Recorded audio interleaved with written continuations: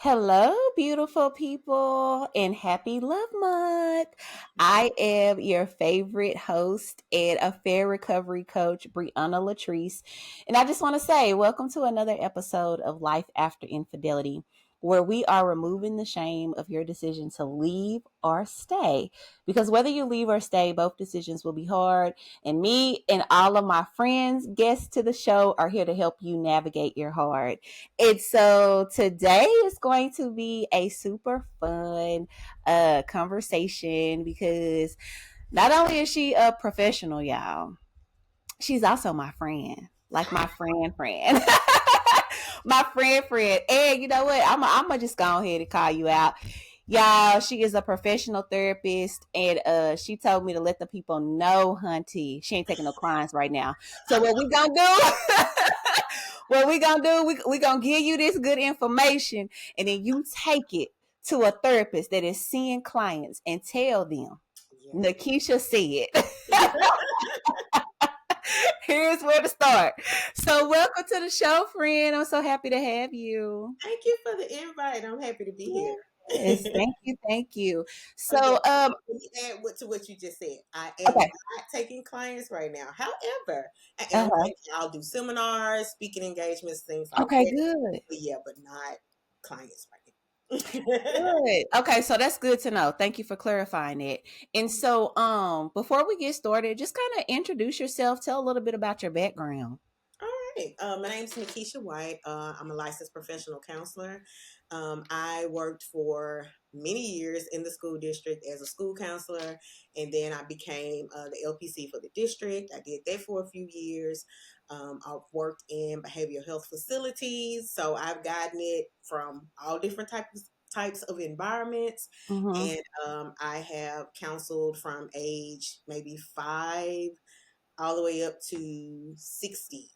So Oh wow. Okay, you got yeah, a wide so range of a experience. wide Okay. range, right? I graduated with my master's in counseling in 2009. So I've been in the field since then. Okay. Okay.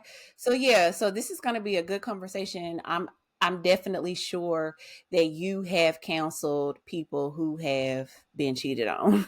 For sure. I'm curious to know just for my personal people who have been cheated on, do they typically come to you as the is that the initial reason that they come to you, or typically is there an underlying reason that they reach out to you and then uncover that, hey, also infidelity has had an impact on Most these of the symptoms? time, it's they mention that secondary. Uh, Usually, Okay. when they come in, it's I've been feeling depressed. Mm-hmm. Um, I've just I feel very overwhelmed. Life is just Mm-hmm. a lot on me right now. I'm very stressed out, and Mm-hmm. so we're talking about these things, and usually those things come up later. Real. So how do they end up coming up? As we begin to talk about what's going on in life, what are the Mm-hmm. circumstances? What do you feel like are the contributing factors to the things that you're feeling?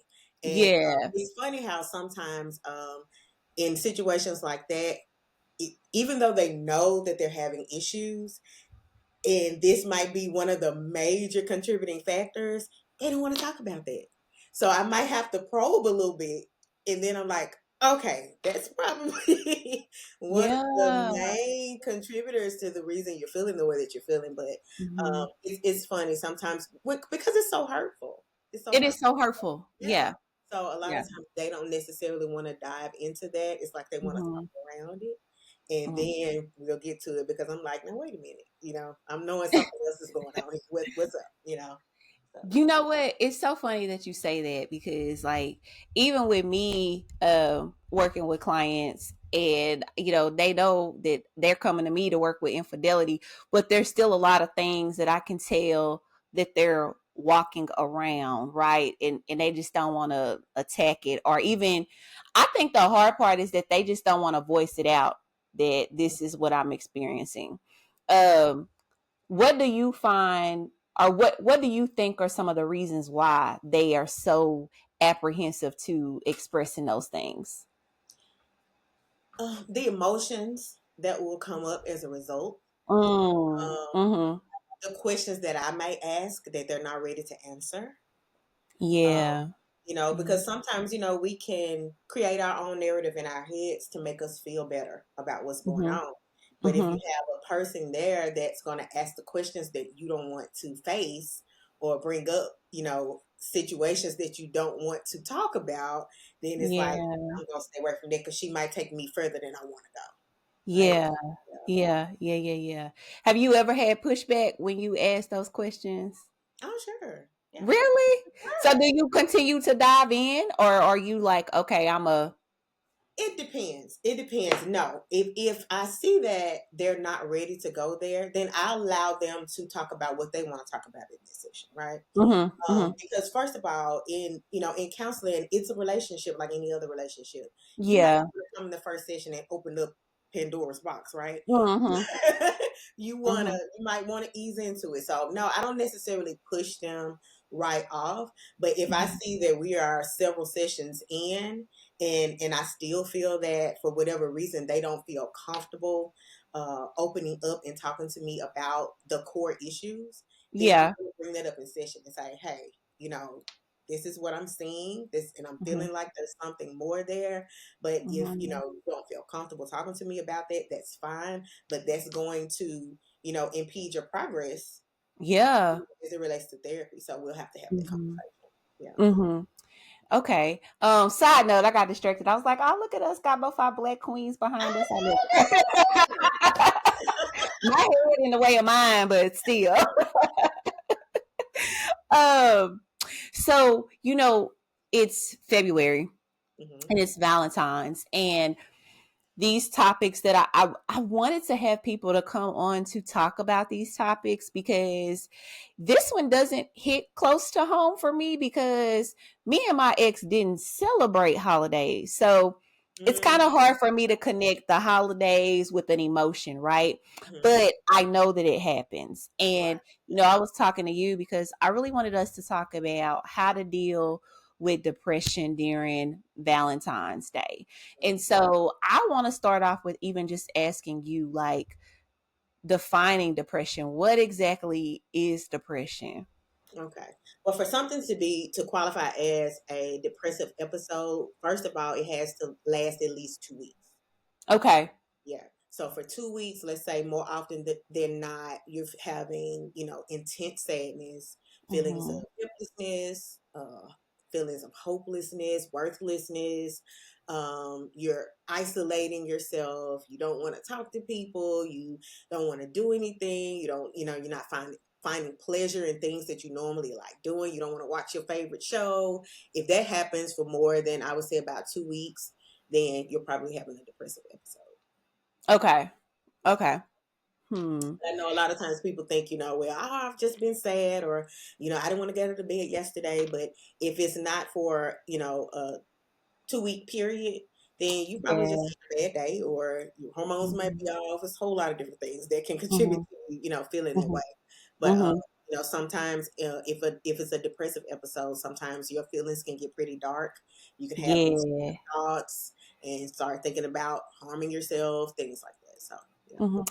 Some people, Nakeisha, can be depressed and not even know it. So they can still be functioning in the depression. And I don't even know if that's a term, functional depression or functional depressed or whatever. Mhm. Um, but especially when it deals with infidelity. And I think that a lot of people never consider, okay, I've been cheated on. I should go get help to navigate this.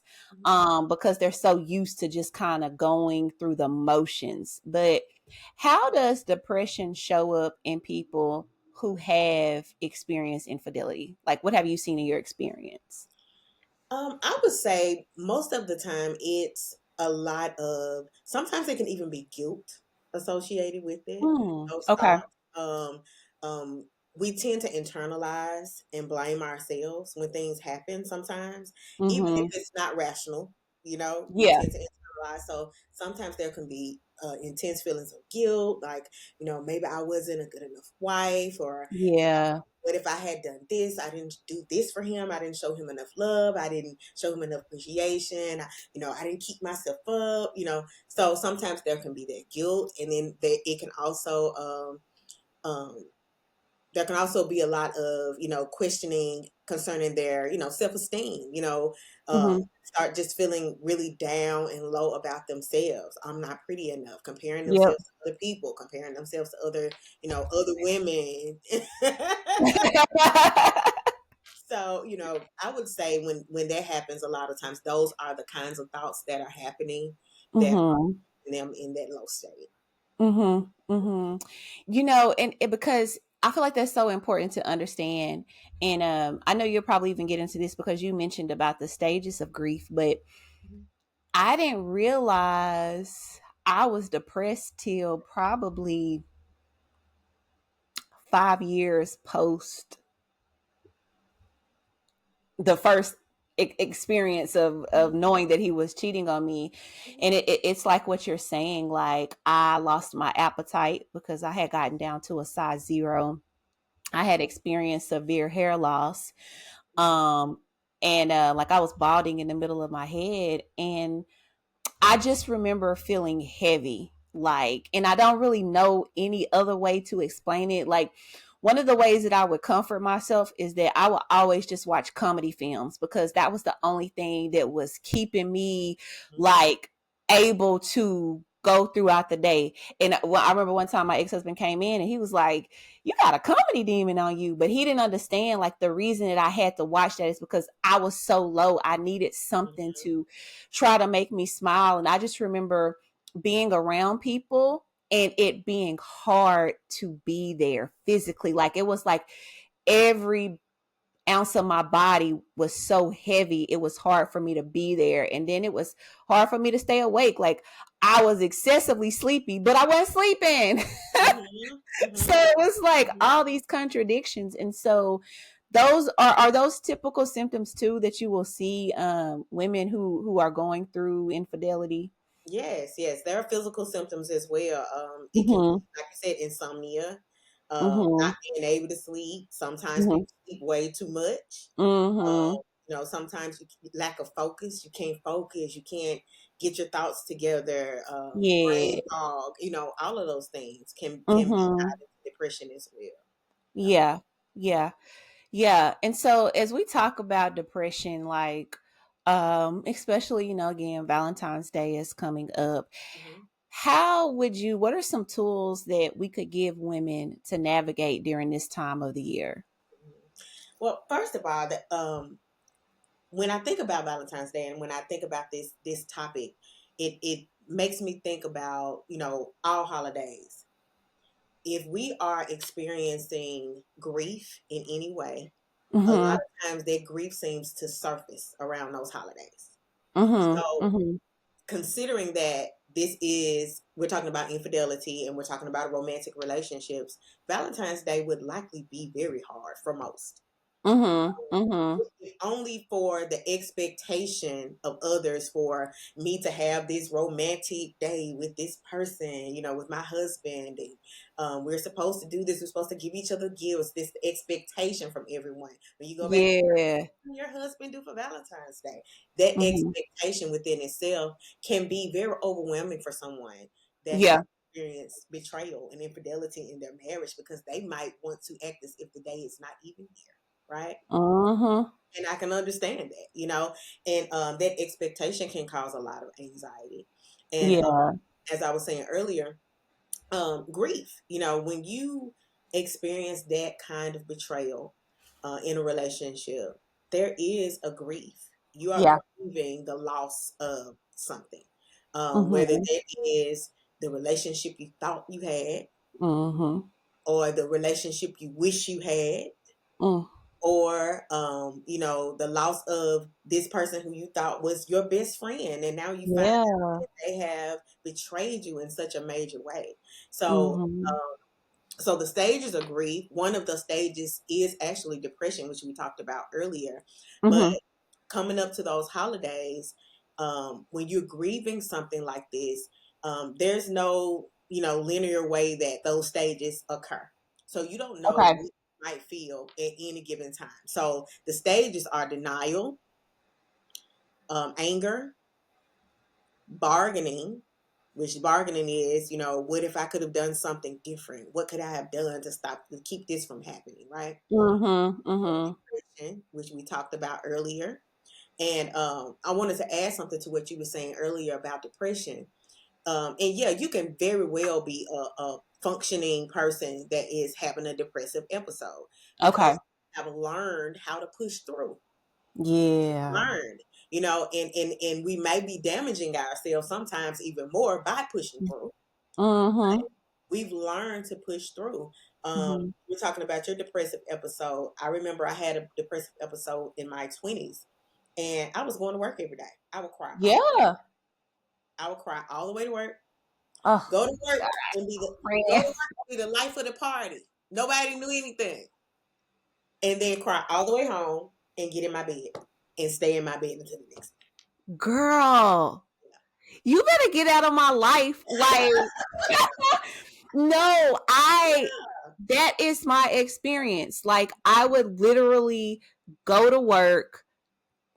People would call me to the front of the office to tell a good joke or do something funny because that's just who I am. And and at this time, I had an hour commute one way, and day. I would cry like, and not cry like while I'm on the highway. I mean, cry as soon as I close the car door and I'm still in the parking lot. Right. Yeah. Yeah. Wow. Sometimes go to the bathroom on my lunch break or something and crying in the car or. Yeah. Yeah. Yeah. So Yeah. yeah, you can very much be functioning and still be like deep in depression. And that is Mm-hmm. very, very true. Um, Yeah. but then the last stage of grief is acceptance. And Okay. that's when we get to that point where we're realizing that, hey, this is what has happened. I accept that. Now I'm able to make a choice and make a decision about how I want to move forward in this. Mm-hmm. So, Mm-hmm. but those you can be in acceptance one day and back in denial the next. You can be in acceptance one day and back in anger the next. So that's why I say there's no linear. Oh, you're gonna go through this, and this. It'll pop up, and nobody gets to tell you how long to stay in that grieving process. See. Yeah, nobody Yeah. gets to tell you that. So Right.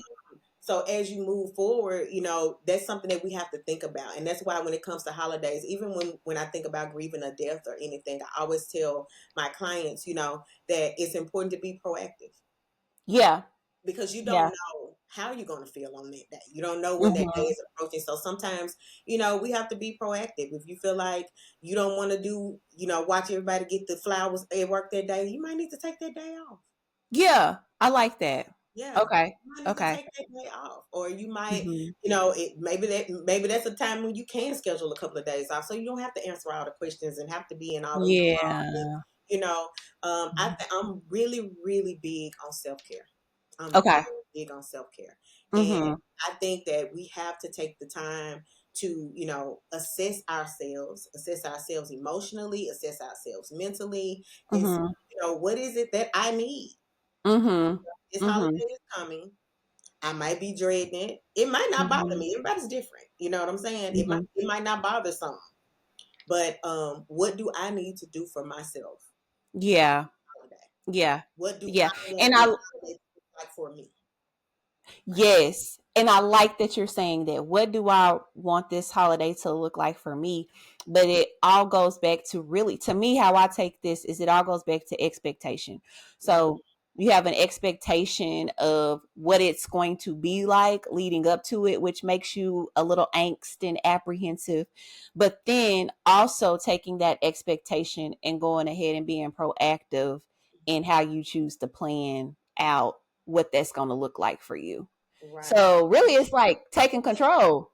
Right. Exactly. And then Hmm. also not feeling the pressure to live up to anybody else's expectations. Okay. Because sometimes even though you might be the person that's been betrayed, there's still an expectation of from that person of, okay, they don't want to celebrate Valentine's Day because they're trying to punish me, or there can still Hmm. be like accusations I or like that. expectations that comes from you know the other party, right? Yeah. But you do not have to sacrifice yourself so Hmm. they don't have to feel the consequences of their actions.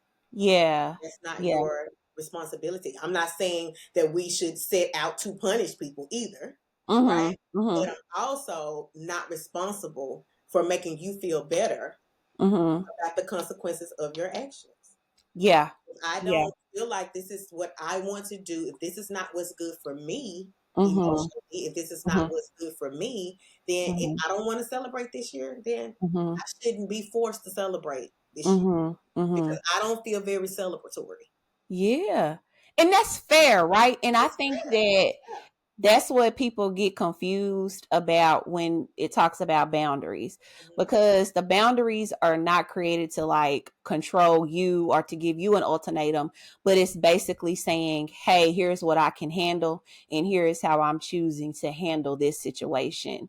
Mhm. And however you choose to respond to that is on you, but I'm having to respond or adapt in a way that is best for me right now. And Right. so what you're saying is, and I like this because not everybody leaves after infidelity, Right. but understanding that even if you do choose to stay, like you said, it's still a new normal and you're still going to go through those stages of grief because Mhm. that old relationship that you believed you had no longer exists. Exactly. And even though you're choosing to stay, Mhm. you're now having to navigate into a new relationship and what that looks like. And so what you're saying is like it's totally fine even if you choose to stay with your partner, but you can say, "Hey, this year I'm not feeling very how you say it? I can't even say it. Celebratory. There you go. Thank you, Fran.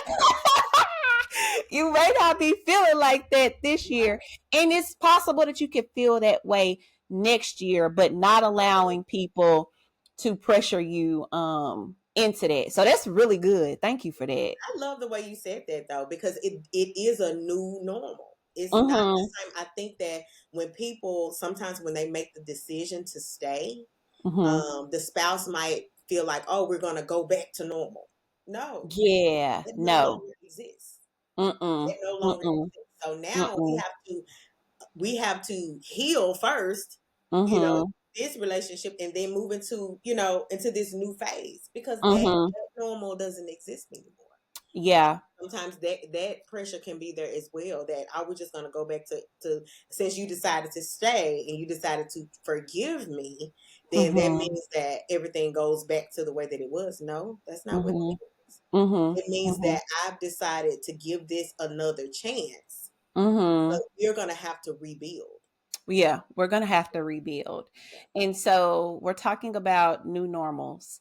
Mhm. Um, I don't even know where to go with this because my mind is all over the place. But it's like, as we talk about rebuilding, where does one who is right in the thick of it and they are just so confused, they don't know what to do. They're looking for some type of clarity. They're looking for some type of plan or how to figure it out. Where would you suggest that they even start?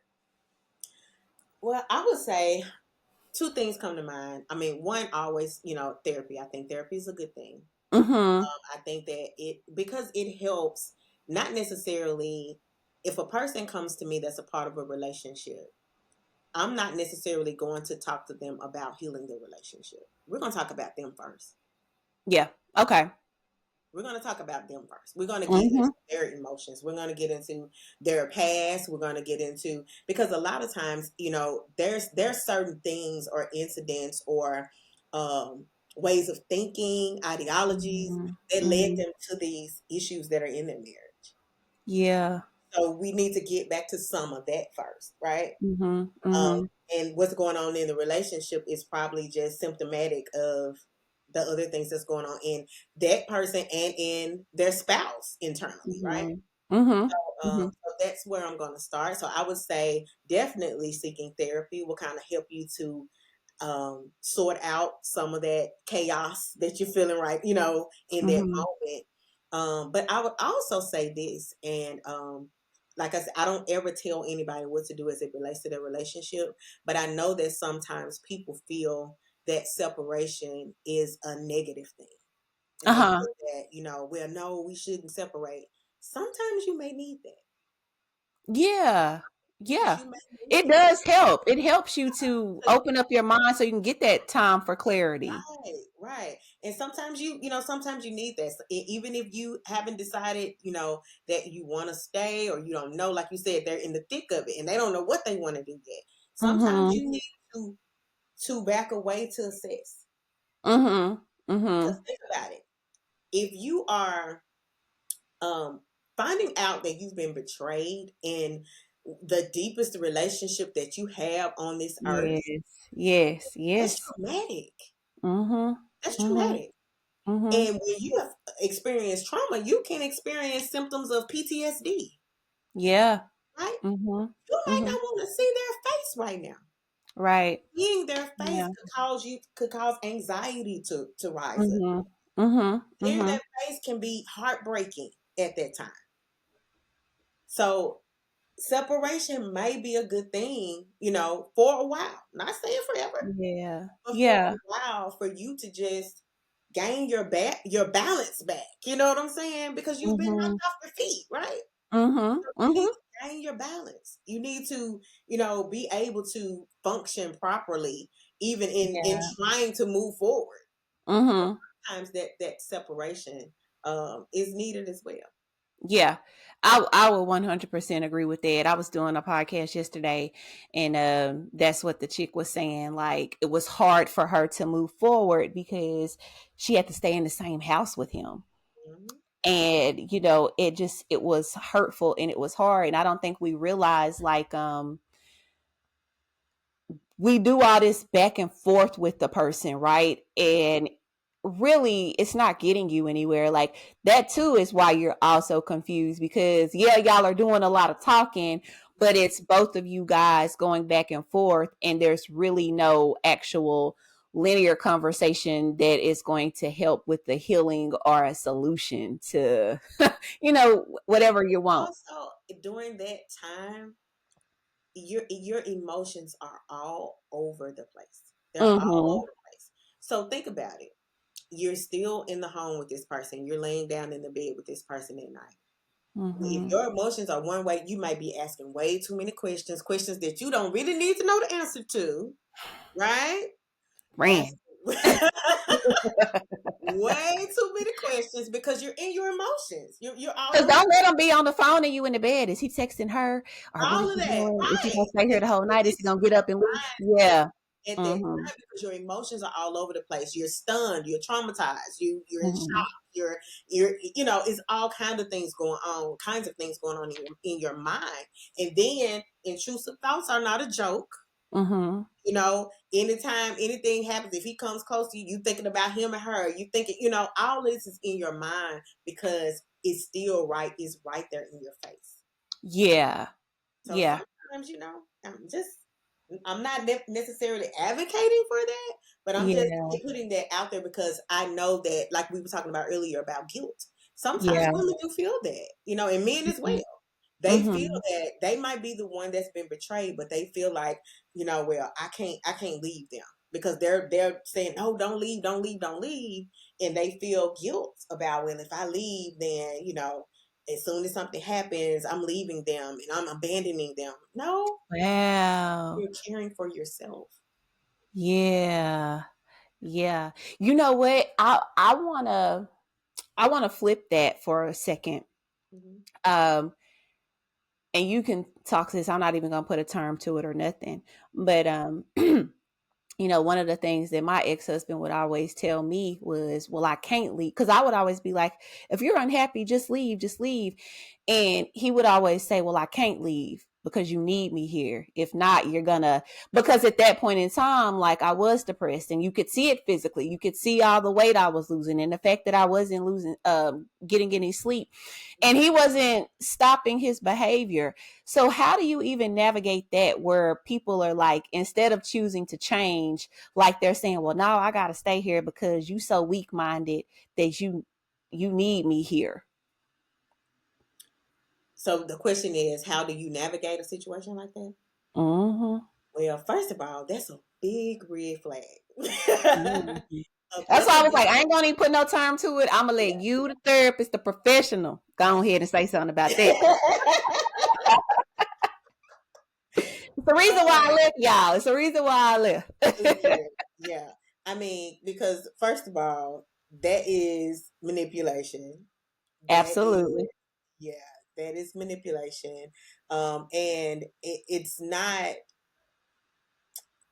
9 times out of 10, it didn't come from a place of concern for you. Mm-hmm. Those type of statements come from a place of insecurity in them. Oh. Well, you And gotta talk about that. when you're manipulating people to stay with you, that's your own insecurity. That's Really? your insecurity. That's your own abandonment issues. That's your own attachment issues. So you're saying that he really didn't want to leave me? Is that what I heard you saying? Well, the thing is, now I don't know what his motive was. I don't know what the Mm-hmm. motive is, but yeah, that's definitely he didn't want to leave. If you're telling him Mm. to leave and he's saying, I don't, I can't leave. Yeah, you can leave. I'm telling you to, right? Oh wow. But he But flips it in a way to where no, you need me here because he really doesn't want to leave. And what I hear you saying is that could be connected to their own type of insecurities and stuff. yeah, it could for sure, Mm. for sure. Wow. Because we don't know, I don't know anything about your ex, Mm-hmm. but I'm sure he has some issues as well. I wouldn't be surprised Yeah. if attachment issues there. I wouldn't be Mm-hmm. surprised, just from Mm-hmm. some of the things that you're saying. Yeah, abandonment issues. And that is so important. Because see, what that made me do was second out myself. Is that a word? Can I say that? Second out? Second guess. That's what it is. Yes. Second guess myself. Mhm. And I started to believe that. Like, Mhm. oh dang, I can't do anything without him. I am weak without him. And like you said, that's one of the greatest forms of manipulation. But you Mhm. have changed the game for me today. And I'm not necessarily just talking about my ex, but this is so important. Like, how do we, because women get gaslighted all the time, right? And stonewalled all the time. Mhm. So, oh gosh, how do we even navigate that and choose to say, like, hey, I'm not accepting this. Like, this isn't all on me. Like, that's one part that I'm thinking. And then another part that I'm thinking is it's so important.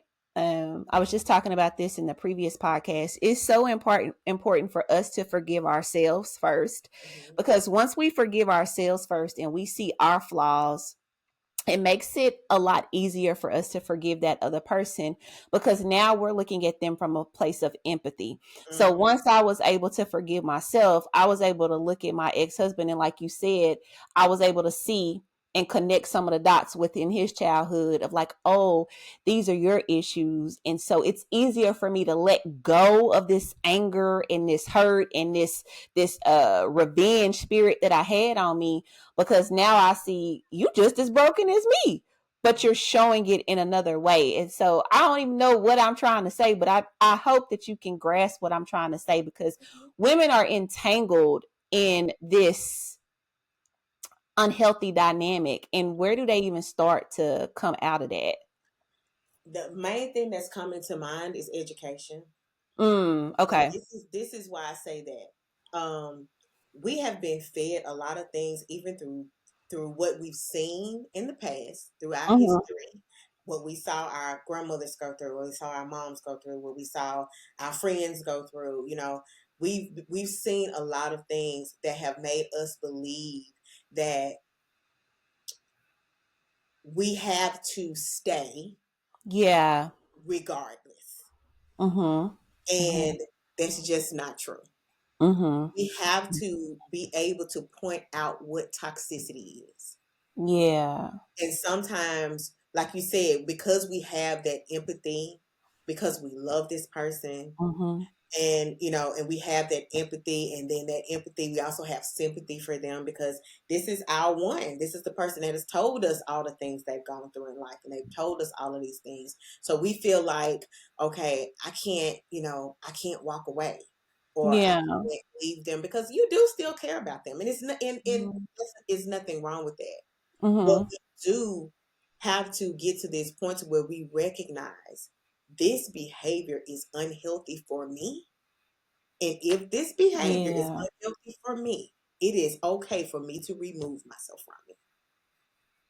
And that Yeah. doesn't matter who Yeah. it and Yeah. I'll say that even um in our communities as African Americans, we've Mhm. always, we have this kind of family over everything mentality. And, if this is my family, if this is my person, then, we riding or dying together. But Mhm. that can sometimes, anything out of balance is toxic. Yeah. Anything out Yeah. of balance is toxic. So even if I'm not saying that there shouldn't be loyalty to your spouse, loyalty to your family members, loyalty, yeah, there should be an amount of loyalty, but that same amount of loyalty you should have to yourself as well. Yeah. So if Yeah. you see that there are things that are going on, like you said, even with the things that he was saying that was manipulative and things like that, we need to be able to point those things out so we can, Mhm. and have them in our mind. So when we begin to see them, it's like, okay, that's a red flag. Yeah. That's a That's a red red flag. flag. Mhm. Yeah, that's a red flag. Now it doesn't mean I'm gonna get up and leave tomorrow, but Mhm. we need to be able to point those things out, and Yeah. and also um learn to not internalize. A Mhm. lot of times we feel like when a person treats us a certain way, that's because of something about us. Yeah. No, 9 times out of 10, it's because of something about them. Right. Yeah. Mhm. So Mhm. we have to be able to, to recognize those things. So I would say, yeah, just knowledge and education and just realizing, what toxicity looks like.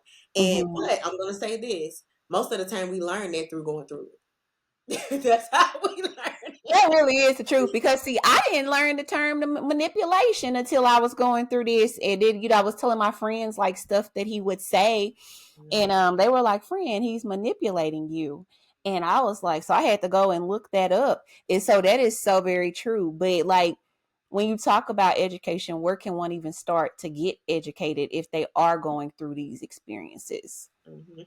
Um, Girl, this is the thing today. Now, this is what we have that our ancestors didn't have. Our grandma Mm-hmm. didn't have the internet. Mm-hmm. Have these podcasts out here where therapists are doing podcasts and they're talking about this. Yeah. They didn't have that. We Yeah. have things at our fingertips. We do. We Mm-hmm. have plenty of information. Your podcast is part of that information, right? So Mm-hmm. I would say, just start looking into things and learning what healthy relationships look like, what they are. Yeah. And then Yeah. also, our emotions are a great tool, but a lot of times we override them. Oh wow. Okay. Our emotions are great tools. Everything that I'm finna get a little spiritual on you now, but Okay. everything that God gave us is for use. Mhm. It's for use. Mhm. So our Mhm. emotions are there to tell us something, right? Mhm. So Mhm. if you Mhm. are miserable, your emotions are telling you something ain't right. Something need to be done. Yeah. Yeah. Something is not right. If you're miserable, you're unhappy all the time, you're frustrated all the time, you're angry all the time, that's letting you know something is Yeah. not right. Something needs to Yeah. be changed. Something needs to be maneuvered. Mhm. So trusting that, what I'm saying? Trusting that and saying, okay, I got to start digging a little deeper. I got to find out, okay, why am I angry? Where's this coming from? Yeah. What are my triggers? Looking Yeah. within, Yeah. looking Yeah. within and saying, what are my triggers? Why did I get so angry today? What did that Mhm. really make me feel? I got angry because this person cut me off in traffic. Yeah. Was I really angry because they just cut me off in traffic? Or was I really angry because I get tired of people taking advantage of me and doing me the wrong way? You know what Right. I'm saying? Really? Because why are you that Yeah. angry? I had to cut you off in traffic. That angry. You know what I'm saying? You know that you're feeling something like, now wait a minute, I shouldn't be this angry. Yeah. You Yeah. know? So Yeah. starting, I would say start within. Start Mhm. within and pay Mhm. attention, and because we've been conditioned, um because I would say even as African Americans, we've been conditioned Yep. to push through no matter what's going on around us. We've been conditioned. Mhm. Mhm. So Mhm. so I'm not in any way shaming anybody or blaming anybody for pushing through. That's what we've had to Mhm. do, right? As a Mhm. people. And therefore that's what we've been taught to do. But even Yeah. when you're pushing through, I think we have to take time and assess and say, Yeah. why am I feeling the way that I'm feeling? Why am I so Mhm. unhappy? Why is my nervous system all out of whack when I go around this person? Mhm. Mhm. Or when Mhm. they come home from work or whatever the issue is. You know what I'm saying? Yeah. Those are questions that need answers, you know? Yeah. And you said a lot like your feelings are valid. You need to honor and acknowledge your feelings. And like God gives us these things, like He gives us all of these emotions when things are off, right? Like that's just the body's way of telling you something ain't right. And you Right. know what? Something that you know, and I in the past I would have said the black church, but as I have been interviewing more and more people of all races, whatever their religious structure and makeup is, Mhm. it is conditioned for the woman to stay no matter what. Mhm. Right. And I'm actually going to write a blog about that titled, Is the Church Raising Men to Mistreat Women? Mhm. Because we've heard pastors from the pulpit talk about my mother was a good woman, my daddy cheated on blah blah blah, had kids on her, but she blah blah blah, and she prayed, and she, you know what I'm saying. And I think about oh, it was years ago, but me and my mom and one of her friends went to go see the movie Fences with Denzel Washington and Viola.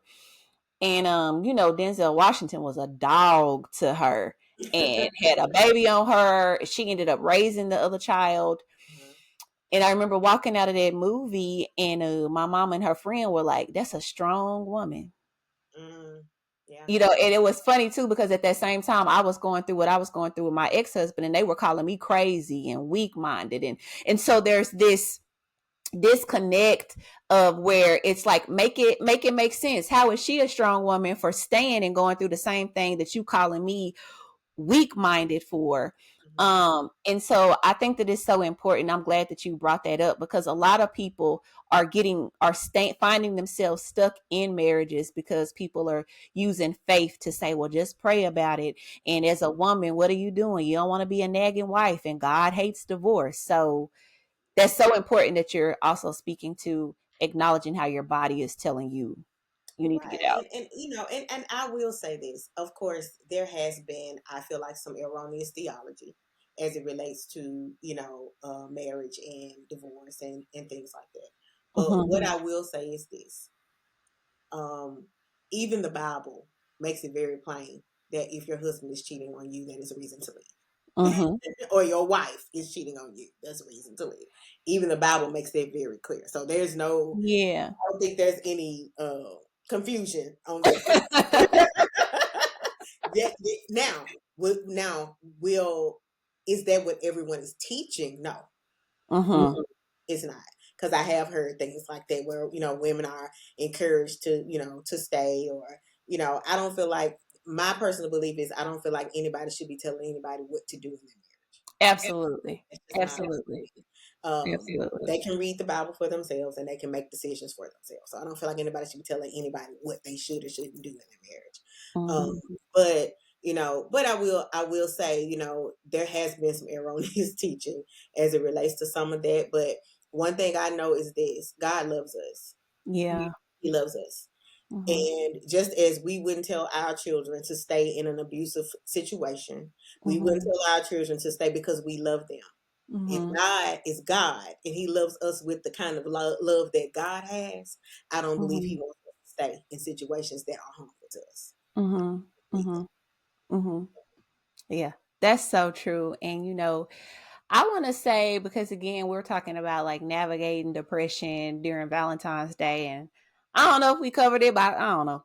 But we did what this conversation did what it was supposed to do. But I do want you to speak to those women who um, triggers are starting to come up around this time, Hmm. and they're starting to have some of those stages of grief, and they're starting to have those intrusive thoughts and things like that. What can they do right now today to start to just encourage themselves through this time? Well, Valentine's Day, of course, is a day that is centered around romantic love. Mhm. If you have suffered trauma, hurt, and pain as it relates to romantic love, this is going to be a hard time for you in most cases. You know, Yeah. some people maybe not, but Yeah. in most cases, it's going to be a hard time. So I would say, you know, as we were speaking of earlier, being proactive, like you said, right now, and you already know, are you dreading seeing Valentine's Day coming? Are you already, Mhm. Mhm. are you like, what are Mhm. you dreading? Are you feeling like, okay, I don't want to be around people while they're getting their gifts, or I don't want to, you know, I don't want to see this, I don't want to talk about it, I don't want. If that's the case, then right now, put in that time off of work right now. Yep. Put that Yep. time in so you don't have to deal with that. You know, Mhm. assess what it is you need and don't Mhm. feel guilty about doing that for yourself or Mhm. giving that to yourself. Mhm. If you're still with your spouse and you feel like they have expectations, have that conversation. Yeah. Have that conversation. This is what I want to do. This is what I don't want to do. Yeah. Yeah. If you want to get in your car and go stay in a hotel for 2 days for Valentine's, that's what you should be able to do Mhm. Mhm. with Mhm. no guilt, without a guilt trip or any of that. You Yeah. should be able to do what you need. You should be able to give yourself what you need without any guilt or Mhm. pushback, actually, Yeah. or pushback, Yeah. because you didn't do anything wrong. Mhm. Mhm. Mhm. I So love this, friend. It's taking your power back and creating a plan that works for you. for you, for sure. Yes. Oh my gosh. This has been a great episode. The whole time when you were talking, I was like, I got some badass friends. Like, So do I, honey. So do I. listen. I be like, oh my gosh, my friends are them girls. Like, oh, it just makes me so happy. I'm so excited. This has been a really great conversation. You know, you can tell that you know your stuff. I hate that you ain't taking no clients right now, honey, because the folks is ready. After this episode, the folks is gonna be ready. But I'm glad that you have programs and things for them to be able to join. And so I'm gonna step away and just kind of let you talk a little bit more about that again, and then where they can find you and reach out for that. Okay. All right. My website is www.epiphanycc.com. My business name is Epiphany Christian Counseling. You can find me on Psychology Today. I'm listed on that website. But right now, like I said, I'm not taking clients, but I am taking engagements, speaking engagements. If there are seminars that you need done, group discussions, facilitation, things like that. I am happy to help you. So you can find me on, like I said, website is epiphanycc.com, and my business number and email address and all of that is on that website. All righty. All righty. Well, thank you again, friend, for coming to the show. It has been an amazing episode, and I know that whoever hears this is going to definitely be blessed by it. You guys, I hope that you have gotten a lot of value out of it. Cause shoot, honey, I learned something new today.